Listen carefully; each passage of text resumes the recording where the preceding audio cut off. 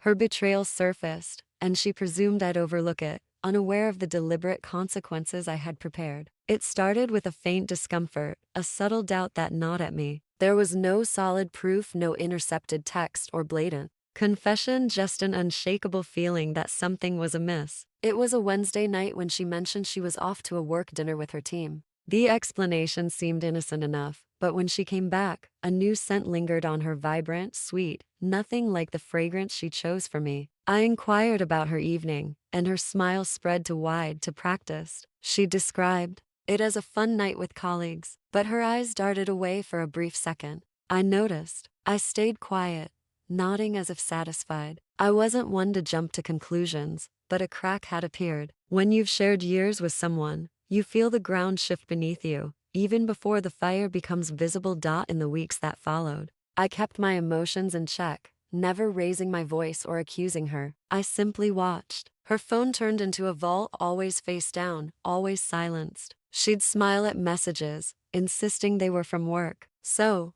I did something I never thought I'd have to do. One morning, I feigned illness and stayed home, letting her believe I was at the office. By she left the house in relaxed clothing, not dressed for her usual remote meetings. I followed her carefully, at a distance. She pulled up to a charming cafe on the edge of the city and met him, a man, older, confident. His fingers brushed hers across the table, and she didn't flinch. Instead, she laughed, a sound that mirrored the happiness she once reserved for me. That laughter cut deeply, but I restrained myself from confronting her. Instead, I collected proof, pictures, timestamps, receipts. When someone deceives you and expects leniency, they're counting on your weakness. I wanted her to see my resolve had limits. At home, I began methodically untangling our shared life. I safeguarded my documents, separated my online accounts, and divided our finances. I transferred half our savings, canceled a planned vacation, consulted an attorney, and scheduled a discussion. Then I waited.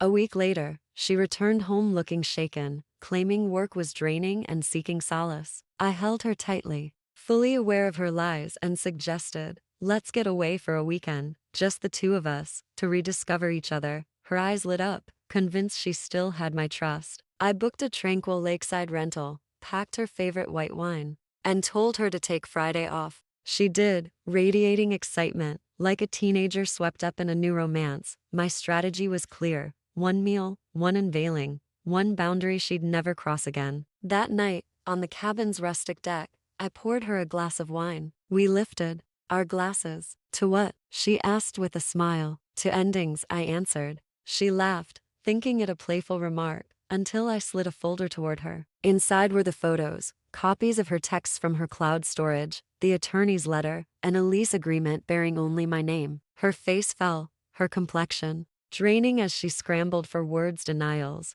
tears, justifications. I didn't shout or swear. In a steady voice, I said, "You thought I'd let this slide." Instead, I freed myself from the guilt of trusting someone who didn't deserve it. She reached for me, begging, crying, but I rose, grabbed my keys, and walked away. I left her in that rented cabin, surrounded by the proof of her own choices. That was 3 years ago. She tried to reach out through emails, voicemails, handwritten letters, insisting it was a mistake. I never replied. Forgiveness doesn't always mean granting another chance. Sometimes it's about giving yourself the freedom to never face that hurt again. My silence was the most piercing weapon I used.